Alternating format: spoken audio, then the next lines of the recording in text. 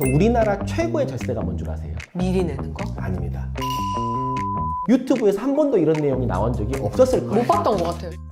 반갑습니다. 반갑습니다. 투자를 더 잘하는 세무사 스마트입니다. 반갑습니다. 진짜 많은 분들이 고민하시는 게 있어요. 뭐냐면 월 250만 원 월급 받으시다가 에어비앤비 했어요. 그리고 소액 숙박 했어요. 그런 식으로 막 하셔가지고 월 1,000만 원에서 2,000만 원으로 확 올라가요. 수입이. 그러면 세금도 같이 확 올라가잖아요. 올라갑니다. 그때 절세 어떻게 해야 되나요? 진짜 고민 많이 하시거든요. 어떻게 해야 되나요? 우리나라 최고의 절세가 뭔 줄 아세요? 미리 내는 거? 아닙니다. 돈을 안 버는 겁니다. 우리나라 최고의 절세는 제가 돈을 안 버는 겁니다. 그런데 세금이 무서워서 돈을 안 번다? 아이러니한 상황이에요. 그쵸. 그런데 돈을 버는 순간 제일 먼저 생각을 해야 될 게 세금이에요. 연봉과 에어비앤비 소득을 합쳐서 8,800만 원 이상을 버는 사람들은 이제부터는 세금 공부를 해야 돼요. 왜냐? 8,800만 원 이하 구간은 20%대 구간인데 8,800만 원 이상을 벌면 30%대 구간이에요. 플러스 하나 더, 개인으로 세금을 많이 내잖아요. 다음에 뭐가 따라오는 줄 아세요? 4대 보험료가 올라갑니다. 아, 그쵸. 저는 세금을 절세시켜 드릴 수 있는 테크닉을 정말 많이 갖고 있지만 4대 보험료를 줄일 수 있는 테크닉은 없어요. 그래서 아까 말씀드렸듯이 20%에서 30% 올라가는 그 8,800 마지노랄한 부분이 있으신 분들은 저는 법인으로 바꾸라고 말씀을 드려요. 아, 법인으로 해야 되는군요. 법인의 장점, 매출이 증가함에 따라서 4대 보험료가 없습니다. 왜냐면 사람이 아니니까. 맞습니다.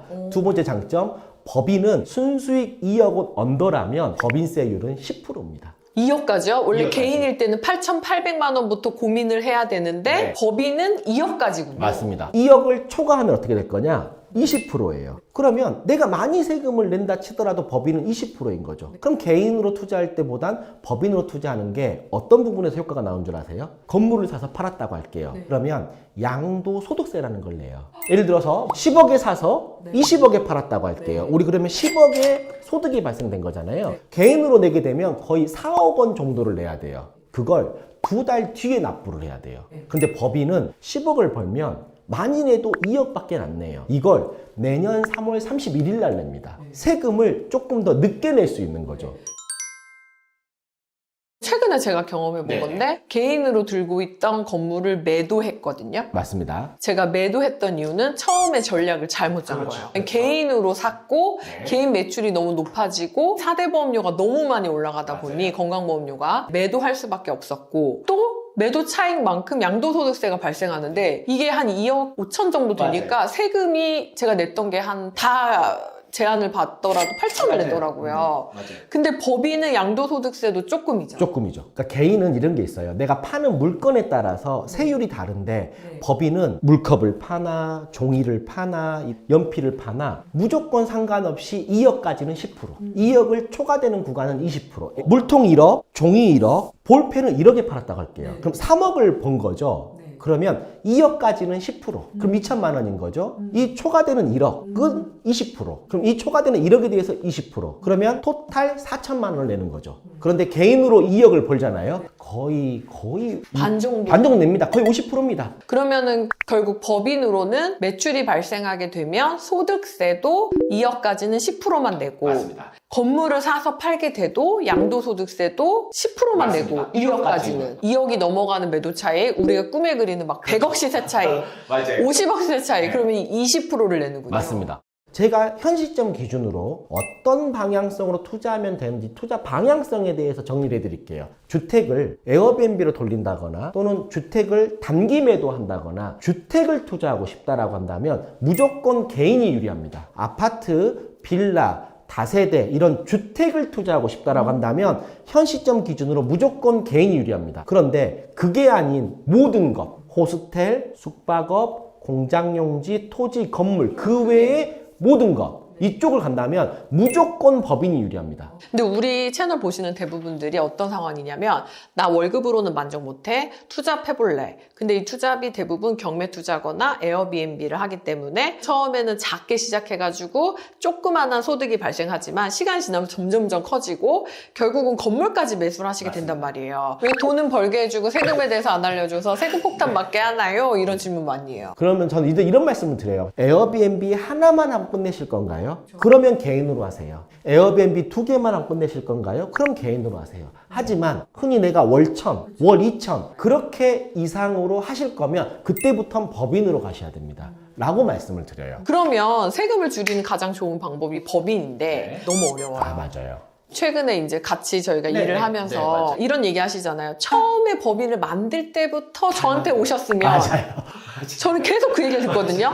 왜 네 맘대로 법인을 만들어서 지금 맞아요. 손도 못 대게 만들어놨니? 맞아요. 이 얘기를 듣는데 도대체 처음에 어떤 식으로 어떻게 뭔가를 세팅해서 만들어야 되는 거예요? 예를 하나 들어볼까요? 벤처 투자 등록하는 방법. 벤처 거기서부터 머리가 아파요. 근데 그거 하면 절세 되잖아요. 맞습니다. 저는 못 봤는데요. 처음에 세팅을 잘못해서. 우리나라에서 최초 창업을 하는 사업에 많은 지원금이나 혜택을 줘요. 아, 최초 창업. 최초 창업. 그런데 그 최초 창업을 아무런 의미 없는 법인이라든지 아무런 의미 없는 개인 사업자로 만들어버리면 나중에 이걸 가지고 활용할 수가 없는 거죠. 내가 예를 들어서 부동산뿐만 아니라 교육업을 할 수도 있는 거잖아요. 카페를 차릴 수도 있는 거잖아요. 도소매업을 할 수도 있는 거죠. 사업을 하려고 마음을 먹었다면 최초 만들 때 설립되는 법인의 목적사항이 중요해요. 이 목적사항에 내가 제일 먼저 뭘 하겠다라고 등록했던 이 사업 코드가 법에 나와 있는 사업 코드랑 일치가 되어야 돼요. 처음 만든 법인에 국가에서 혜택을 주는 사업 분야가 아니면 안 되는 거죠. 법인을 만들면 두 가지 장부가 제일 중요합니다. 첫 번째는 법인 등록번호, 이 개인으로 따지면 주민등록번호라고 생각하시면 되고, 이걸 국세청이라고 하는 곳에 사업자 등록증을 냈을 때 거기에 업종업태가 나와요. 이때 이걸 잘 넣어야 돼요. 국세청에 사업자 등록증을 낼 때 이걸 잘 넣어야지 혜택이 많습니다. 아, 근데 저는 하는데도 너무 어렵네요. 그러니까 결론적으로 어렵습니다. 법인을 처음 만들 때 정신을 똑바로 차리고 만들어라. 왜냐하면 국가는 최초 창업을 하는 업종 업태한테 혜택을 많이 주는데 말도 안 되는 걸로 최초 창업을 해놓고 나중에 국가에서 혜택을 주는 업종으로 최초 창업 혜택을 받으려고 하면 안 되거든요.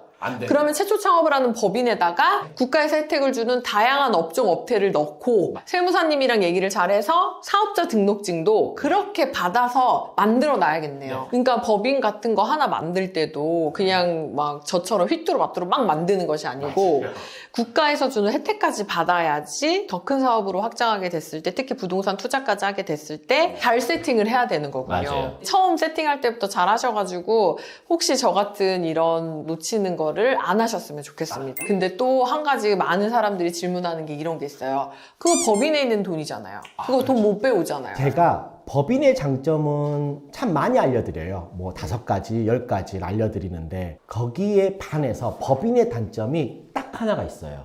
뭐냐? 법인 돈이 법인 거예요. 그쵸. 단점이라기보다는 그렇게 태어난 법인입니다. 그쵸. 따로 인격체라고 생각하시면 되세요. 근데 문제는 뭐냐? 1인 법인이 만들어지면서 내가 OTP를 누르기 시작을 한단 말이에요. 마치 이 법인 돈이 내 돈 같은 거예요. 그런 느낌이 들 수 있어요. 들어요. 저도 마찬가지입니다. 그런데 이런 거죠. 법인 통장에 10억이 쌓였어요. 이 10억을 빼가지고 내가 아파트를 사고 싶은 거야. 그럴 수 있죠. 사람 마음이라는 게. 그렇죠. 근데 이 10억을 한꺼번에 빼오면 횡령이나 배임의 상법상의 문제가 돼요. 최근에 어떤 연예인도 네. 그거 법인에 맞아요. 있는 자기 돈을 빼가지고 네. 코인 투자했다가 맞아요. 집행유예 맞아요. 받았잖아요. 왜 법인 돈을 빼서 코인 투자한 줄 아세요? 법인이 코인 투자를 못하게 막아놨기 때문이에요. 아, 그렇구나. 만약에 법인이 코인 투자를 할 수 있었으면 법인으로 했겠죠. 근데 법인은 코인 투자를 할 수가 없어요. 우리 지금 나라 법상.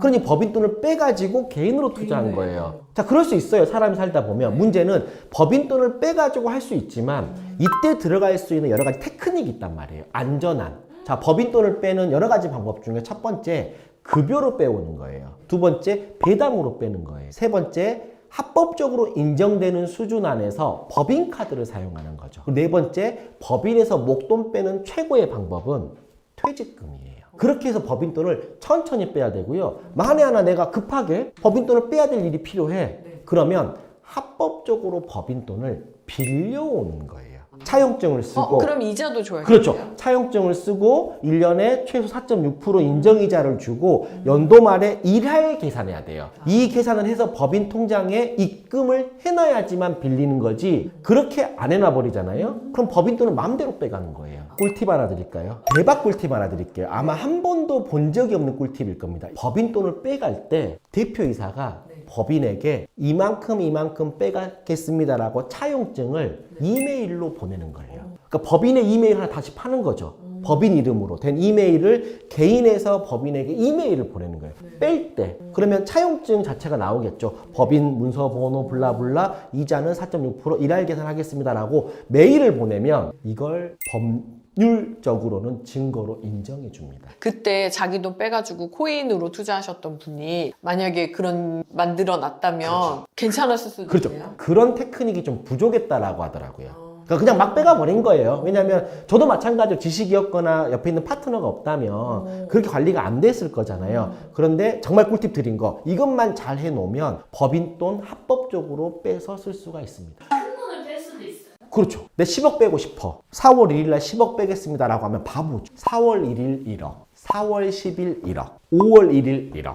이렇게만 구분해 주면 된다는 거죠. 왜냐면 제가 이런 것들을 1년 내내 고민해요. 왜냐면 저도 제법인에 있는 돈을 어떻게 하면 효과적으로 운영할 수 있을까를 고민하는 사람이고 저는 투자를 직접 해봤던 사람이다 보니까 내가 고객이면서 내가 세무사인 거죠. 그래서 그 사람들을 어떻게 하면은 효과적으로 안내를 할 수 있을지를 하루 종일 고민하는 겁니다. 유튜브에서 한 번도 이런 내용이 나온 적이 없었을 거예요. 못 봤던 것 같아요. 제가 가장 많이 받는 질문 중에 뭐냐면 신생 법인은 대출이 안 나오지 않나요? 이 질문을 진짜 많이 하세요. 어때요? 제가 신생법인 한 5,000개 만들어 봤거든요. 네.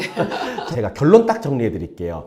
은행은 신생법인을 7등급으로 봅니다. 7등급은 대출이 안 나와요. 성적표가 없는 거죠. 근데 은행도 대출을 해주고 싶어요. 해주고 싶죠. 그래야지 자기들 마진을 먹는 거니까. 그래서 대표이사 신용과 소득을 70%, 법인의 신설법인이 마이너스 점수를 30%를 믹스해서 4등급으로 끌어올려줍니다. 그러니까 이 대표이사의 신용만 괜찮다면 대출을 받는 건 무리가 없겠네요. 맞습니다. 그리고 대표의 소득이 좋다면, 신용이 좋다면 그 대표의 신용을 법인에게 부여시킨다는 거죠. 왜냐하면 법인은 행위 능력이 없어요. 그 행위 능력을 다 대표에 수용시키는 거기 때문에 신규 법인 대출이 안 나왔던 이유는 그 대표의 신용 등급이 안 좋았던 거다. 그 대표의 신용만 괜찮다면 대출 나오는데 무리가 없다. 무리가 없다. 문제가 없다. 그러면 법인이 정확하게 뭐예요? 법인이라는 건 국가에서 지정해준 자본주의를 돌파할 수 있는 유일한 돌파구, 아이템이라고 생각을 합니다. 왜냐하면 법인을 하게 되면 첫 번째 세금이 낮잖아요. 그죠? 두 번째 4대 보험을 안 내잖아요. 세 번째 대출을 잘해줍니다.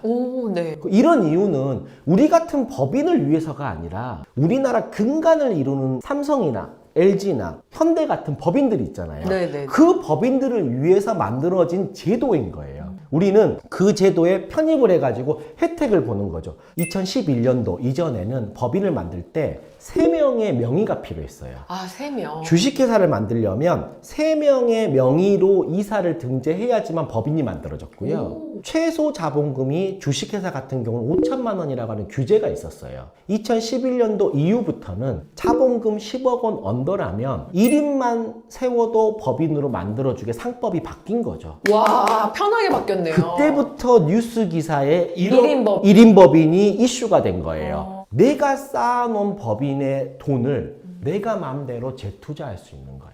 훨씬 수월해졌네요. 옛날에는 오히려 법인 만드는 것 자체부터 허들이었겠네요. 맞아요. 나는 지금 이 정도 규모밖에 안 되는데 내가 과연 법인을 만들어서 할 수 있을까? 삼성을 처음 만들었던 회장님도 과연 그런 생각을 삼성을 만들었을까요? 이건 하다 보니까 그렇게 커가는 건데 여러분 왜 내 그릇을 좁게 생각하시는 거예요? 아니, 삼성전자도 설탕 팔았답니다. 네. 진짜로 롯데는 롯데는 껌 팔았잖아요. 다들 내가 처해 있는 환경에 대해서 안 되는 이유 100가지를 찾습니다. 그런데 그 틀을 깨고 나오시려고 하시는 거잖아요. 그 틀을 깨고 수업을 듣고 발전하려고 하는 거잖아요. 내 목표를 높여야죠. 당근.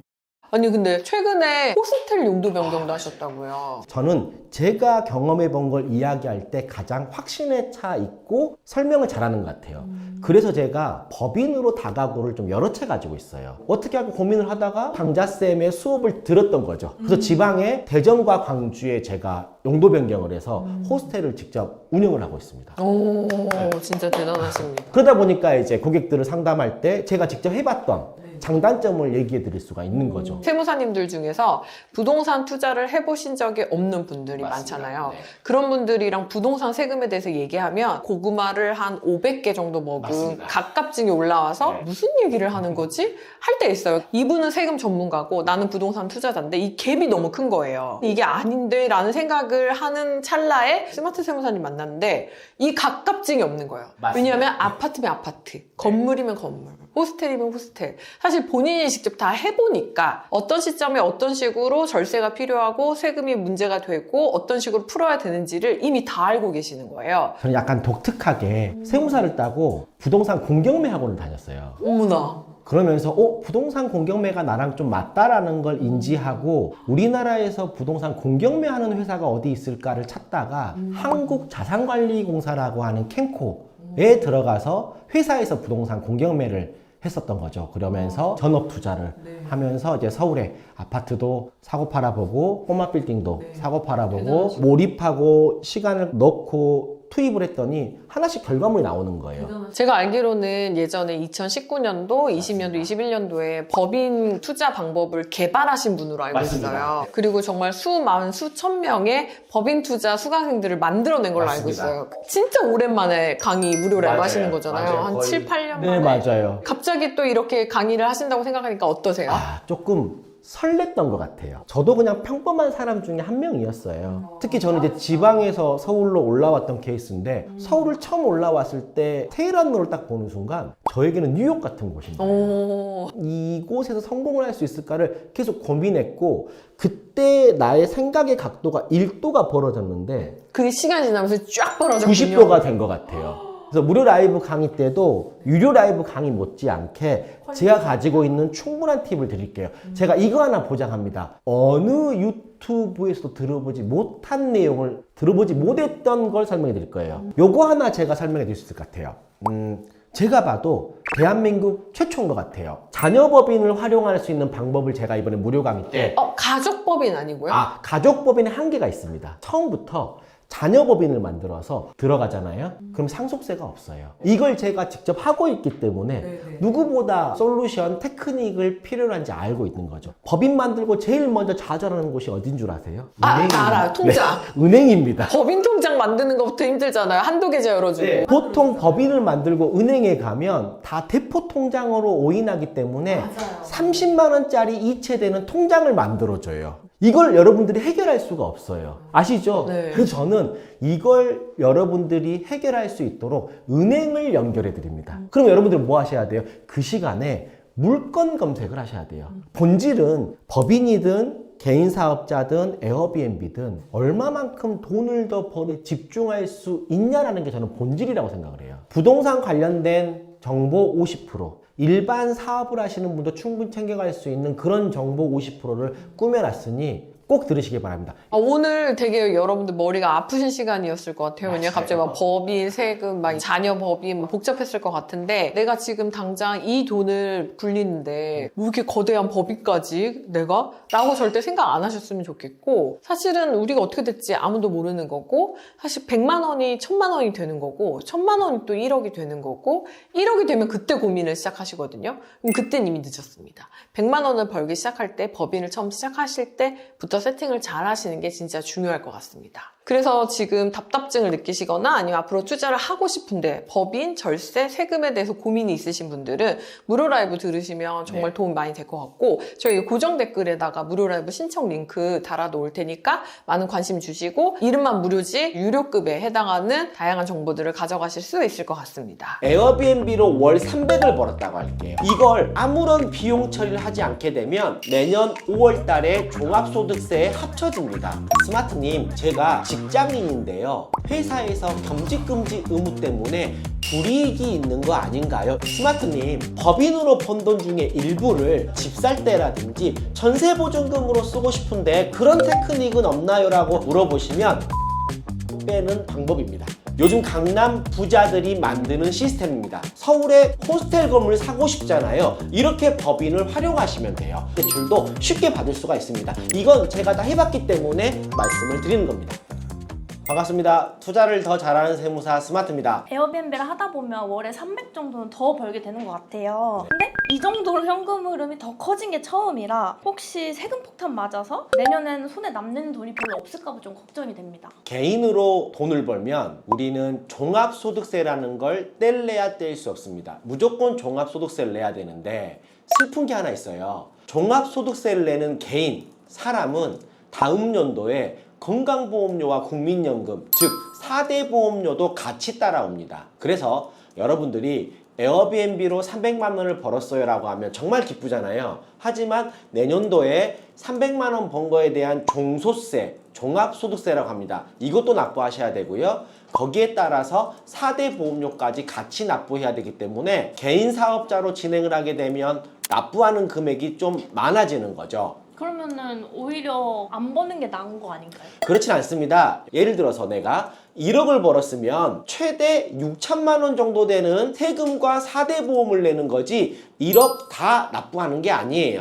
대신 6천만 원 정도 되는 세금과 건보료를 3천만 원대로 줄일 수 있는 그런 테크닉이 필요하다는 겁니다. 절반으로 줄 수 있다고요? 가능합니다. 어떡해요? 사업소득에서의 관건은 비용 처리입니다. 숙박업은 내가 쓴 비용만큼 비용 처리가 된다는 전제 조건 하에서 여러분들이 사업소득을 어느 정도 만질 수 있다는 겁니다. 직장인에서 근로소득을 받게 되면 유리지갑이라고 합니다. 내가 벌었던 모든 소득을 국세청에 투명하게 오픈이 되기 때문에 절세의 테크닉이 많이 들어가진 않지만 에어비앤비를 냈다고 하면 에어비앤비와 관련된 사업, 숙박업과 관련된 비용은 내 사업소득에서 경비 처리가 되니 세금을 계산하는 과세표준이 줄어들게 돼요. 세금을 계산하는 건 정말 심플합니다. 과세표준이라고 하는 덩어리, 흔히 순수익이라고 합니다. 이 과세표준이라고 하는 덩어리에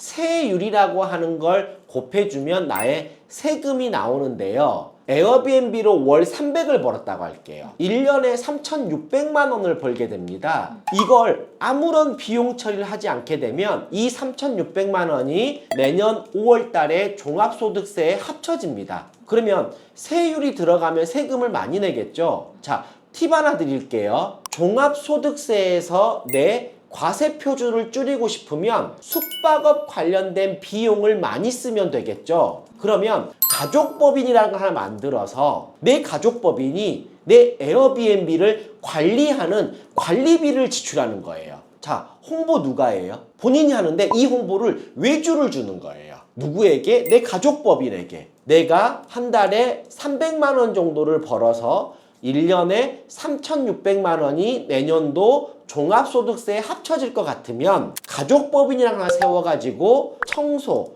관리, 모니터링, 홍보를 한다라고 해서 에어비앤비의 소득 중에 100만 원을 법인에게 지출하는 거죠. 그 법인의 업종은 경영 컨설팅, 마케팅업을 넣는 거죠. 내 법인에게 외주를 주면 법인이 합법적인 거래를 하는 거잖아요. 자, 그러면 내가 3,600만 원의 소득이 잡혀야 되는데 1,200만 원이 빠지게 되면 나는 2,400만 원만 개인 종합소득세에 잡히게 되는 거죠. 과세표준으로. 법인은 1,200만 원을 벌었잖아요. 1,200만 원을 그대로 세금을 내도 10%니까 120만 원밖에 안 돼요. 그런데 이것도 아깝잖아요. 그러면 법인카드를 쓰는 겁니다. 국가에서 인정해주는 접대비, 유류비, 교통비를 법인카드로 쓰게 되면 법인에서 절반을 썼다고 할게요. 그럼 법인의 과세표준 순수이익은 600만 원입니다. 세금은 세율 따먹기 게임입니다. 무슨 말이냐면 내가 이미 근로소득으로 1억을 벌고 있는 사람은 30% 구간이 내 세율 구간일 거예요. 그런 분이 1년에 3,600만 원이라고 하는 에어비앤비 순수익을 먹으면 1억 3,600만 원이 30% 구간에 들어가는 거죠. 아깝잖아요. 이 중에 1,200만 원만 똑 떼가지고 내 가족법인에게 1,200만 원 외주를 준다면 법인은 순수익 2억까지 10% 4대 보험을 내지 않습니다. 30%짜리 세율에 있는 1,200만 원을 떼가지고 10%짜리 법인에게 줘버리면 우리가 여기서 세율을 약 20% 정도 따먹게 되죠. 그리고 하나 더, 개인에서 소득이 줄어들었잖아요. 우리 뭘 안 내죠? 4대 보험료를 안 냅니다. 직장인들도 법인을 만들 수 있나요? 회사에서 아는 거 아니에요? 저에게 정말 많이 들어온 질문 중에 하나가 바로 그거예요. 스마트님, 제가 직장인인데요. 법인의 대표가 되면 회사에서 겸직금지 의무 때문에 불이익이 있는 거 아닌가요? 이런 질문 정말 많이 오시는데, 겸직금지의 규정이 약한 회사 같은 경우는 내가 새로운 법인의 대표가 되더라도 무방해요. 대신 새로운 법인의 대표가 됐으면 행정적으로 챙겨야 될 업무가 있습니다. 무슨 업무냐? 대신 꿀팁 하나 드릴게요. 법인을 처음 만들 때 굳이 숙박업으로 만들 필요가 없다는 게 실무적인 포인트입니다. 법인 설립할 때 등기소에서 발급되는 법인 등기부 등본에는 처음 설립할 때 숙박업, 경영 컨설팅, 도소매, 통판업 등등등 내가 지금 직접 하지 않더라도 모든 업종을 다 입력해 놓고 사업자 등록증, 세무서에서 한 장짜리 주는 사업자 등록증에는 법인 등기부 등본에 있는 걸 떼가지고 필요할 때마다 입력을 하니 이쪽에 입력할 때는 100개를 다 집어넣고 법인 설립할 때는 경영 컨설팅 하나만 넣어서 내 호스텔 또는 에어비앤비랑 경영 컨설팅을 해서 매출을 만든 다음에 이 법인이 숙박업을 할 때 그때 법인 등기부 등본에 있는 숙박업을 떼가지고 사업자 등록증에 넣어라는 게 스마트의 꿀팁입니다. 그러면 처음에 법인 등기부에 없으면은 나중에 법인 낼 때는 못 넣는 건가요? 아닙니다. 그러면 법인 등기부 등본을 수정해야 되는데 이때 수정하게 되면 다 돈이 듭니다.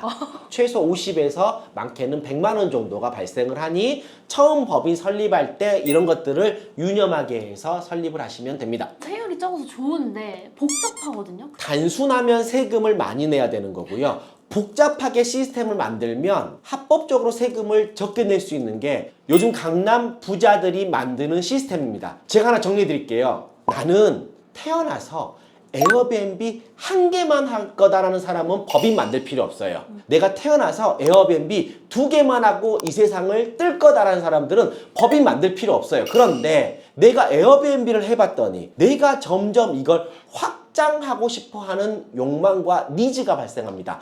그런 분들은 법인을 만드셔야 돼요. 또는 순수익으로 8,800만 원이 넘어가시는 분들은 법인을 활용하셔야 돼요. 왜 그러느냐? 8,800만 원 언더까지는 24% 정도 되는 세율이 되지만 8,800만 원이 넘어가면 30% 이상의 세율 구간이기 때문에 그때는 법인의 10%인 이 아이템을 활용하셔서 일부를 덜어내야 됩니다. 자, 정리합니다. 나는 그냥 에어비앤비 하나만 하면서 50에서 70만 원 정도 되는 용돈벌이를 하고 싶다? 법인 만들 필요가 없어요. 왜 그러냐? 법인의 단점, 법인 돈은 법인 거예요. 뺏어 쓸 수 없기 때문에 내가 에어비앤비 한 개만 한다 하시는 분들은 그냥 개인 사업자 에어비앤비를 하시면 되는데 내가 이 부동산업을 처음 해보니까 나랑 적성이 너무 맞는 거예요. 돈 맛을 느끼시는 분들은 사업을 확장하고 싶어 하세요. 그때 따라오는 게 뭐죠? 개인으로 따지면 소득세와 4대 보험이 있는데 이걸 절감하려면 무조건 법인으로 가셔야 됩니다. 또는 개인으로 모든 소득, 흔히 종합소득이라고 합니다. 에어비앤비 소득까지 포함된 순수이익이 8,800만 원이 넘어가신 분은 진지하게 법인을 한 번쯤은 생각을 해보셔야 됩니다. 만약에 에어비앤비를 하고 있지만 호스텔을 넘어가고 싶어요. 근데 8,800은 안 넘었어요. 그러면 나중에 만들어도 되는 거 아니에요? 저는 미리미리 준비하라라고 말씀을 드려요. 우리 흔히 지각비를 낸다라는 거 많이 들어보세요. 아, 나는 돈이 모이면 그때 부동산 물건을 임장 가서 할 거야. 이런 분들 1년 넘도록 안 가십니다. 저는 내가 순수익 8,800만 원이 넘냐 안 넘냐의 기준보다는 내 목표가 8,800 이상이냐 아니냐라고 말씀드릴게요. 내가 이미 목표가 8,800을 넘어서 2억 3억을 벌고 싶은데 8,800 될 때 법인 만들면 의미가 있을까요? 그런 분들은 열정이 넘치시기 때문에 금방 목표에 도달해요. 저는 미리미리 준비하라라고 말씀을 드립니다. 준비된 사람만이 기회를 잡는 게 투자의 현실이라고 생각을 합니다. 법인 돈은 내 돈이 아니라고 하셨어요. 제가 번 돈인데 제 돈이 아니라는 게 무슨 말이죠? 개인은 주민번호라는 게 나옵니다. 그 주민번호로 통장을 만들죠. 그 누구 거예요? 주민번호인 제 거잖아요. 법인도 주민번호와 같은 법인 등록번호가 나와요. 그 등록번호로 만든 통장은 누구 거죠? 법인 거예요. 여러분, 법인 돈 맘대로 빼가면 상법상의 횡령이라는 또는 배임이라고 하는 처벌을 받게 됩니다. 합법적으로 법인 돈을 빼는 그런 테크닉으로 빼와야지 법인 돈을 무작정 내 통장으로 빼버리면 나중에 문제가 발생할 수 있습니다. 자, 스마트 팁 하나 드릴게요. 법인의 가장 큰 단점, 법인 돈은 법인 거예요. 대신 이 돈을 빼지 말고 법인에 쌓아두세요. 그런 다음 에어비앤비를 법인이 할 수는 없지만 호스텔업, 숙박업, 모텔업, 33M2는 법인이 직접 운영할 수도 있어요. 그 말인즉슨 법인의 이익금을 쌓아놓은 다음에 빼려고 하지 말고 업력이나 매출을 만들면 이 법인으로 나중에 호스텔 살 때 장점 첫 번째, 은행에서 대출을 많이 해줍니다. 왜? 신생법인이 아니라 호스텔을 관리했던 법인이 내가 직접 호스텔을 운영하고 싶다라고 하는 사업계획서를 쓰면요, 은행 직원이 좋아합니다. 생뚱맞지 않으니까요. 서울의 꼬마 빌딩, 호스텔 건물 사고 싶잖아요. 이렇게 법인을 활용하시면 돼요. 아, 그러면 에어비앤비를 하고 있는 사람들도 법인을 만들어 두면은 나중에 건물로 갈 때도 유리하다, 이 말씀이신 거죠? 맞습니다. 만약에 내가 법인을 만들기 전에 개인으로 계약을 했다면 반드시 계약서에 잔금전 명의 변경에 동의한다라고 하는 특약을 반드시 달아놔야 돼요. 이 특약을 달고 개인으로 계약금을 보내고 계약서를 쓴 다음에 빠르게 소유법인을 만들어서 소유법인의 법인 등록번호, 사업자번호, 통장이 나오면 이 법인으로 다시 계약서를 작성을 해야지만 이 해당 계약서로 대출 심사가 들어갑니다. 이걸 못하신 분이 계세요. 어떤 일이 벌어진 줄 아세요? 이건 실제 사례입니다. 개인으로 계약을 할 때 잔금전 명의 변경에 동의한다는 특약을 안 넣어버린 거예요. 이 물건을 10억에 계약했는데 점점 물건 가격이 올라가 버린 거예요. 그럼 매도자가 배가 아프겠죠? 잔금전 명의 변경을 안 해줬습니다. 그래서 법인을 만들었어도 법인으로 계약서를 다시 안 써줬어요. 문제는 개인으로 등기를 치면 되는데 요즘 개인으로는 대출이 40%밖에 안 나옵니다. 법인만 80%가 나옵니다. 그래서 이 문구 하나 때문에 계약금을 날렸던 사연이 있습니다. 그래서 여러분들은 잘 지키셔서 내 소중한 계약금 잘 보존하시기 바랍니다. 그분 계약금 얼마 날린 거예요? 2억 날리셨습니다. 그렇게 법인을 만들면 신생법인인데 신생법인은 대출이 잘 안 나오지 않을까요? 팁 하나 드릴게요. 아까 호스텔 운영하고 계셨던 분 기억나세요? 우리 홍길동 씨라고 할게요. 이분이 경영 컨설팅업 법인을 만들어서 경영 컨설팅 매출을 한 달에 100만 원을 띄웠다고 할게요. 이 법인 신규 무실적 법인이에요? 100만 원짜리 매출 법인이에요? 100만 원짜리 매출 법인이죠. 대출이 잘 나옵니다. 법인을 잘 관리한다면 금융권에 대한 법인 대출도 쉽게 받을 수가 있습니다. 이건 제가 다 해봤기 때문에 말씀을 드리는 겁니다. 법인 대표가 되면 저도 그 돈을 받아서 써야 되잖아요. 대표이사도 법인에서 월급을 받을 수 있습니다. 대표이사가 합법적으로 내 법인에서 일을 했기 때문에 그 일에 대한 보수만큼 법인에게 합법적으로 월급을 받으면 이건 법인에서 비용 처리가 됩니다. 인건비라는 항목으로. 대신 대표는 급여에 대한 근로소득세를 납부하면 되는 거죠. 내 법인이 3억을 벌었다고 할게요. 여러분, 제가 뭐라고 말씀드렸죠?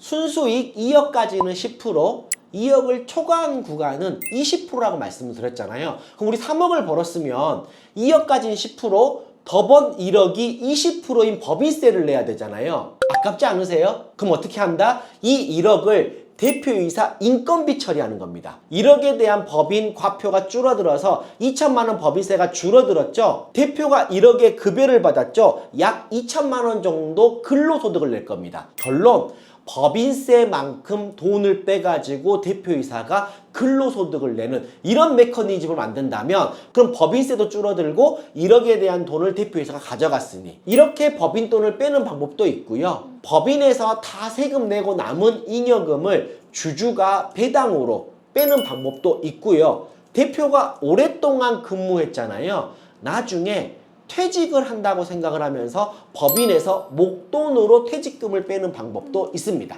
법인으로 쓸 수 있는 돈 항목 중에 정말 간단한 건 접대비라고 하는 항목을 1년에 3,600만 원까지 쓸 수가 있어요. 이게 요즘에는 업무 추진비라고 하는 항목으로 이름은 바뀌었지만 실질적인 내용은 똑같아요. 업종이 뭐죠? 경영 컨설팅업 법인이었잖아요. 홍보, 마케팅, CS, 청소를 해주는 이 경영 컨설팅 대표가 길 가다가 목이 말라서 물을 사 먹었어요. 업무와 관련성이 있는 거죠. 대표가 부동산 소재지까지 빠르게 택시로 이동해가지고 일을 해야 돼요. 업무 관련성이 있는 거죠. 이 법인의 대표가 노트북을 사가지고 CS 후기 관리를 해야 돼요. 법인의 업무 관련성이 있는 거죠. 이게 바로 다 법인에서 비용 처리되는 거고요. 자, 이런 것들을 뭉뚱그려서 업무 추진비라고도 표현을 합니다. 이게 1년에 3,600만 원까지 사용을 할 수가 있어요. 또 하나, 이 법인도 경조사비라는 걸 줄 수가 있습니다. 예를 들어서 우리 손님이 결혼을 한대요. 그러면 이 법인에서 건당 20만 원씩 축의금을 줄 수가 있는 거예요. 또는 우리랑 거래하는 중개사님 자제분이 결혼을 한대요. 이 법인에서 건당 20만 원까지 경조사비를 지급할 수 있는 거예요. 이게 다 접대비라는 항목으로 들어가서 1년에 3,600만 원까지 비용 처리가 됩니다. 스마트 꿀팁 하나 드릴게요. 접대비를 쓰려면 반드시 법인카드로 쓰셔야지만이 비용 처리가 됩니다. 법인카드로 쓰지 않으면 접대비로 비용 처리가 안 될 수 있어요. 경조사비는 제외입니다. 차량 관련된 것도 법인에서 비용 처리를 받을 수 있어요. 청소를 하려면 내가 거주하고 있는 집에서 부동산 소재지까지 어떻게 가야 돼요? 택시를 타거나 또는 법인 차량을 이용해서 이동을 해야 되는 거잖아요. 그 이동하는 차량을 법인 이름으로 사게 되면 법인에서 비용 처리가 되고요. 그 이동하는 차량의 기름값을 법인카드로 결제하면 비용 처리가 됩니다. 핸드폰 비용 처리됩니다. 대신 핸드폰이 업무 관련성이 있어야겠죠. 유료 꿀팁 풀어도 돼요? 너무 그런가? 굳이 법인 이름으로 핸드폰을 개통할 필요가 없어요. 이건 제가 결론, 법인의 업무와 관련된다면 법인 차량의 구입비, 법인 차량의 기름값, 타이어 교체하는 거, 와이퍼 교체하는 소모품 비용도 다 법인에서 합법적으로 비용 처리가 됩니다. 그러면 반대로 절대 쓰면 안 되는 항목도 있을까요? 첫 번째, 법인 돈을 아무 이유 없이 대표이사 통장으로 출금하시면 안 됩니다. 반드시 법인의 돈을 대표가 가져오려면 명분이 있어야 돼요. 예를 들어 차용증을 작성해서 합법적인 이자를 지급한다거나 이런 명분이 없이 법인 돈을 대표이사가 마음대로 출금하시면 안 됩니다. 두 번째, 대표이사가 거주하고 있는 사택의 유지관리비, 흔히 월세와 관리비를 법인이 대신 납부해 주는 거 절대 안 됩니다. 예를 들어서 대표가 아파트 월세 한 200만 원짜리 살고 있고요. 거기서 관리비가 100만 원 나온다고 할게요. 이걸 법인이 대신 내주잖아요. 무조건 대표이사가 법인 돈을 가져갔다라고 보고 대표이사에게 상여 처리해버립니다. 이 두 가지는 절대 하시면 안 될 기본적인 내용입니다. 이런 질문도 많이 들어와요. 스마트님, 법인으로 번 돈 중에 일부를 대표이사가 집 살 때라든지 전세 들어갈 때 전세보증금으로 쓰고 싶은데 그런 테크닉은 없나요? 라고 물어보시면 이런 솔루션 드릴게요. 법인 돈을 빼가지고 주주가 개인적으로 활용하고 싶다면 배당으로 빼는 방법입니다. 법인으로 번 돈 중에 일부를 배당금으로 받아오면 주주의 합법적인 세금이 됩니다. 대표가 아닌 주주여야 돼요. 예를 들어 법인이 1억을 벌었다고 할게요. 그 중에 약 2천만 원 정도를 주주에게 합법적으로 배당을 하게 되면 이 주주는 국세청에 세금을 신고하고 그 2천만 원을 받게 돼요. 이걸 전세보증금으로 사용하건 집을 살 때 주택자금으로 사용하더라도 합법적입니다. 그러면 이렇게 배당을 뺄 수 있는 효율적인 구간이 얼마냐? 배당금은 2천만 원을 초과하게 되면 받는 사람이 5월 달에 종합소득세에 합산되기 때문에 보통 2천만 원 언더로 책정하는 경우가 많아요. 그러면 이 법인에 나와 내 배우자가 5대5로 들어갔다면 나도 2천만 원, 내 배우자도 2천만 원. 그렇게 매년 배당을 받은 걸로 전세금이나 아파트 매수할 때 사용하시면 합법적으로 법인 돈을 사용할 수 있는 방법입니다. 지금까지 제가 법인에 대해서 여러 가지 팁들을 드렸는데 처음 접해보신 분들은 낯설고 생소하실 거예요. 이걸 제가 정리해놨으니 고정 댓글 확인 꼭 해주시고요. 아까 제가 유튜브라고 하는 공개된 영상에선 다 풀지 못했던 정말 실무적인 팁도 무료 강의에서 여러분들에게 공개할 예정이니 고정 댓글 꼭 확인해 주시기 바랍니다. 이런 방법이 있다는 걸 왜 아무도 안 알려줬을까요? 안 해봤기 때문이죠. 아파트를 한 채도 사서 팔아보지 않는 세무사도 있습니다. 강남의 건물을 사보지도 않는 세무사도 있습니다. 저는 이렇게 생각을 해요. 의사도 좋은 대학을 나온 의사가 명의가 아니라 수술을 많이 해본 경험이 있으신 분이 저는 명의라고 생각을 합니다. 제가 직접 법인을 약 80개 정도로 15년, 20년 이상 운영해봤던 경험이 있습니다. 그리고 3,000명 이상의 고객을 제가 다 관리해주고 있는 지금 스마트의 경험을 여러분들 나눠주려고 합니다. 저랑 상담을 하고 경험을 해보신 분들은 새로운 세상에 나왔다라는 후기를 많이 써주시더라고요. 저도 사실 여러분 직장 생활이란 걸 해봤습니다. 저도 근로소득이란 걸 벌어봤습니다. 그렇게 생활만 하다 보니 좀 우물 안의 개구리였던 것 같아요. 그런데 새롭게 여러분들이 내 인생을 바라보는 주체가 되어서 사업을 하신다면 세상을 바라보는 시야가 많이 달라질 거라고 생각을 합니다. 저도 말씀드렸다시피 투자를 해봤기 때문에 세상을 바라보는 가치관이나 실무 팁, 합법적인 테두리 안에서 할 수 있는 여러 가지 팁들이 나왔던 거지 이런 것들을 안 해봤다면 저도 그냥 책상 앞에 앉아있는 평범한 사람에 불과했을 거라고 생각을 합니다. 저의 경험과 지식을 법인에 담았더니 법인이 이걸 2배, 3배, 10배까지 불려줬던 결과물을 제가 요즘 누리고 있는 것 같습니다. 청담동에 빌딩 하나, 삼성동에 빌딩 하나가 있습니다. 이렇게 할 수 있는 이유는 뭐였냐? 제 지식과 경험을 저는 법인에게 담았습니다. 법인 만들면 다 돈 번다더라. 이거 아닙니다. 자본주의라고 하는 시스템에서 사업 아이템을 법인이라고 하는 그릇에 담을 수 있다라고 표현해드려요. 자산을 증식시키는 속도가 개인보다 훨씬 빠르게 된다는 거죠. 에어비앤비라든지 33M2라든지 호스텔이라고 하는 이런 걸 먼저 경험을 해보신 다음에 이런 것들이 나랑 맞다 안 맞다를 빨리 느끼셔야 돼요. 나랑 이게 맞다 라고 생각을 하면 정말 여러분들이 좋은 음식을 만드신 거잖아요. 이걸 개인 사업자라고 하는 종이컵에 담지 말고요. 정말 이쁜 그릇이라고 하는 법인에 담아서 자산을 점점 증식시키는 시스템으로 활용하는 게 법인을 정말 잘 사용하시는 솔루션입니다. 이런 법인으로 도대체 뭘 사야 되는지, 법인의 정관을 잘 만드는 방법, 어떤 물건을 어떤 인사이트로 봐야 되는지에 대해서 전달해 드리려고 합니다. 지난번 기수도 조기 마감이 됐습니다. 그래서 이번 기수도 조기 마감이 될 수 있으니 알람 신청하셔가지고 꼭 알람 받고 무료 강의 들으시기 바랍니다. 세무사님은 처음부터 이런 걸 잘 세팅하고 시작하셨나요? 시행착오는 없으셨었어요? 저도 정말 시행착오가 많았는데 자만심이 생기더라고요. 내가 투자한 게 승승장구가 되니까